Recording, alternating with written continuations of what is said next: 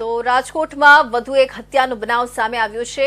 કોઠારિયા road પાસે રહેતા વિમલ ધનજી કોડી નામના યુવકની તીક્ષ્ણ હત્યાના ઘા કરી રાજકોટના માર્કેટિંગ યાર્ડ નજીક હત્યા નિપજાવવામાં આવી હતી। સમગ્ર ઘટનાની જાણ સ્થાનિક પોલીસને થતા પોલીસ કાફલો ઘટના સ્થળે પહોંચ્યો હતો।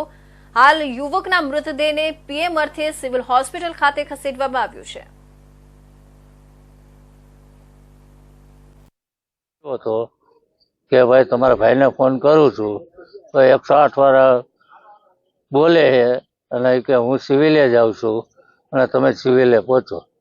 એને માથાના ભાગે અહીંયા પાછળના ભાગે લાગેલું છે, અહીંયા નેણ ઉપર જમણી બાજુ લાગેલું, પાછળ વાહમાં લાગેલું છે। ભાઈ પંચનામુની થયું હે, સાહેબે લખ્યો, કઈ ખબર નથી, હોય જાજા શકે માણા, એક કીધે તો નો જ થાય, પણ કાંઈ ખબર આઈડિયો નથી। એ પોસ્ટ ઓફિસ ની ગાડી ચલાવતા, કડકમાં કડક સજા થાય નહીં।